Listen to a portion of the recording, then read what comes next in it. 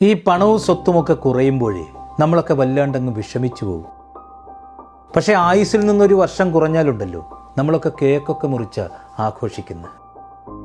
ഒരു ജീവൻ ജനിക്കുന്ന കാര്യം നമുക്ക് 9 മാസത്തിന് മുമ്പേ അറിയാം. പക്ഷെ അത് പോകുന്നതാണെങ്കിലോ 9 സെക്കൻഡിന് മുമ്പ് പോലും നമുക്കറിയാനാവില്ല. എത്ര കാശുണ്ടെന്ന് പറഞ്ഞിട്ട് ഒരു കാര്യവുമില്ല. വിധിയുടെ കണക്കെടുപ്പ് നടക്കുമ്പോൾ നമുക്ക് കിട്ടാൻ പോകുന്നത് എത്രയാ? 6 അടി മണ്ണ് മാത്രമാണ്. നമ്മളൊക്കെ ജനിച്ചപ്പോൾ ആദ്യം തൊട്ടവരെ നമുക്ക് ഓർമ്മയില്ല. അതുപോലെ തന്നെ അവസാനം തൊടുന്ന പരിചിതനെയോ അപരിചിതനെയോ ഒന്നും നമുക്കറിയാനും കഴിയില്ല. ഈ ലോകത്ത് മനോഹരമാണെന്ന് തോന്നുന്നതൊക്കെ ഉണ്ടല്ലോ, അതൊക്കെ താൽക്കാലികം മാത്രമാണെന്നേ.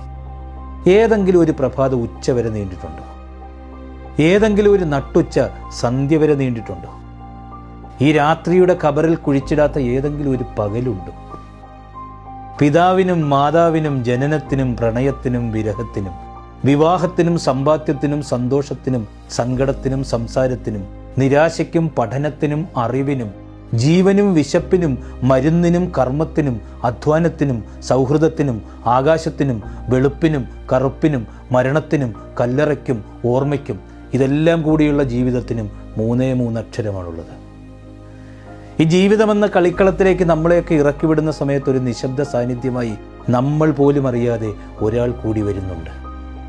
പല കുറി നമ്മൾ ജയിക്കുമ്പോഴും അന്തിമ വിജയം മരണമെന്ന ആ നമ്മുടെ നിഴലിലാണ്. എന്നെങ്കിലും ഒരിക്കൽ ദൃഢമായ നമ്മുടെ ഈ കാലുകൾ പതിയെ പതിയെ തളരാൻ തുടങ്ങും.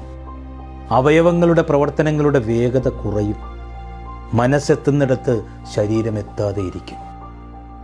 ആശുപത്രിയുടെ മഞ്ഞ വെളിച്ചത്തിൽ കുറെ യന്ത്രങ്ങൾക്കിടയിൽ അപരിചിതമായ മുഖങ്ങൾക്കിടയിൽ ഒറ്റപ്പെട്ടു ഏറെ ഏകാന്തത അനുഭവിച്ച് ഒന്നും ഉരിയാടാനാവാതെ മൗനം നൊമ്പരമാക്കി മരുന്നുകളോട് പ്രതികരിച്ചുമില്ലാതെയും നിസ്സഹായനായി കിടക്കുന്ന ഒരു സമയം വരും. നേടിയെടുത്തതും വെട്ടിപ്പിടിച്ചതും നമ്മുടെയൊക്കെ ഇണക്കങ്ങളും പിണക്കങ്ങളും എല്ലാം തീരുന്ന ആ ദിവസം. കൂടെ നിന്നവരും ഒപ്പം ചേർത്ത് പിടിച്ചവരും പേടിക്കേണ്ട ഞാനില്ലേ എന്നൊക്കെ പറഞ്ഞവരും എല്ലാവരുടെയും മുമ്പിൽ നമ്മളിങ്ങനെ കിടക്കും. മഴയോ വെയിലോ കാറ്റോ തണുപ്പോ ഒന്നും ഏൽക്കാതിരിക്കാൻ നമ്മൾ ചവിട്ടിയ മണ്ണ് നമ്മുടെ മുകളിൽ വീഴുന്ന ഒരു ദിവസമുണ്ട്. ഈ ഓട്ടങ്ങളെല്ലാം അങ്ങ് അവസാനിപ്പിച്ച് എല്ലാ തിരക്കിൽ നിന്നും അകലുന്ന ഒരു ദിവസം.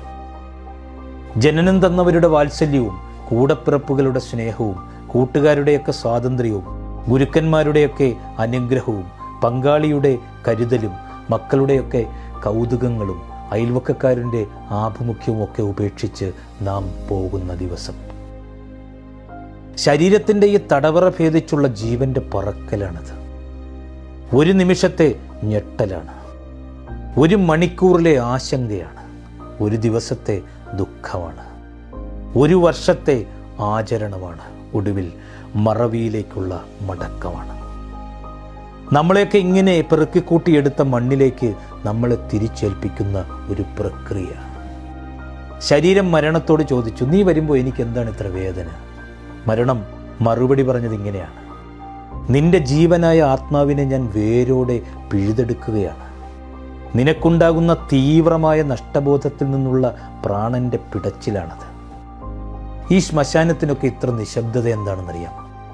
വെട്ടിപ്പിടിച്ചവരെല്ലാം അതൊക്കെ അവസാനിപ്പിച്ച് ഉറങ്ങിക്കിടക്കുന്ന സ്ഥലമാണെന്നേ അത്. പറയാൻ ബാക്കി വെച്ചു പോയവർ, വേദനിപ്പിച്ചു പോയവർ, സങ്കടങ്ങളെയും സന്തോഷങ്ങളെയും ഒരുപോലെ ഹൃദയത്തിലേറ്റിയവർ, സ്നേഹം വിളമ്പിയവർ, വെറുപ്പിൻ്റെ സിദ്ധാന്തം മുറുകെ പിടിച്ചവർ, നിറവേറ്റാത്ത ആഗ്രഹങ്ങളുടെയും ബാക്കിയായ പ്രതീക്ഷകളുടെയും സ്വപ്നങ്ങളുടെയും എഴുതപ്പെടാത്ത പുസ്തകങ്ങളുടെയും ഇനിയും പാടാത്ത പാട്ടുകളുടെയും കണ്ടെത്താത്ത കണ്ടുപിടുത്തങ്ങളുടെയും അടയാളമായി മീസാൻ കല്ലുകൾ അവിടെ കുത്തിവെച്ചിരിക്കുന്നു. നമുക്ക് പ്രിയപ്പെട്ടവരുടെ ശേഷിപ്പുകളുടെ താൽക്കാലിക കലവറയാണത്. ഈ പ്രിയപ്പെട്ടവരുടെ കുഴിമാടങ്ങൾ നമ്മുടെ ഹൃദയാഴത്തിൽ എവിടെയോ ഉണ്ട്. ആരുടെയെങ്കിലുമൊക്കെ ഓർമ്മയുടെ ഖബറിൽ നമ്മളും ഉറങ്ങുന്ന ഒരു കാലം വരും. ഉറ്റവരെ നഷ്ടപ്പെട്ടതിന് ശേഷം ഉരുണ്ടുകൂടുന്ന ഏകാന്തത അനിവാര്യമായ വിഷാദ ദശയാണ്. നിശബ്ദത തന്നെ ശബ്ദമായി മാറുന്ന അപൂർവം അവസരങ്ങളിൽ ഒന്നാണത്. നമ്മളൊന്നും ഒന്നിൻ്റെ പേരിലും അഹങ്കരിക്കരുത്, ഒരാളെയും അവഗണിക്കരുത്. ഈ നേടാനെടുത്ത സമയത്തിൻ്റെയൊക്കെ ഒരു അംശം പോലും വേണ്ട ഓരോന്നും നഷ്ടപ്പെടുത്തി കളയാൻ. ഇത് നമ്മൾ കൊടുത്ത മതിപ്പും ചെയ്ത ദാനവും ദ്രോഹവുമൊക്കെ ചെയ്തതിനേക്കാൾ ഭംഗിയായി നമുക്ക് തിരിച്ചു കിട്ടുന്ന ഓർമ്മയോടെ ജീവിക്കുക. എപ്പോൾ ജനിക്കും എപ്പോൾ മരിക്കുമെന്ന് നമുക്കറിയില്ല. പക്ഷേ എങ്ങനെ ജീവിക്കണമെന്ന് തീരുമാനിക്കുന്നത് നമ്മൾ തന്നെയാണ്.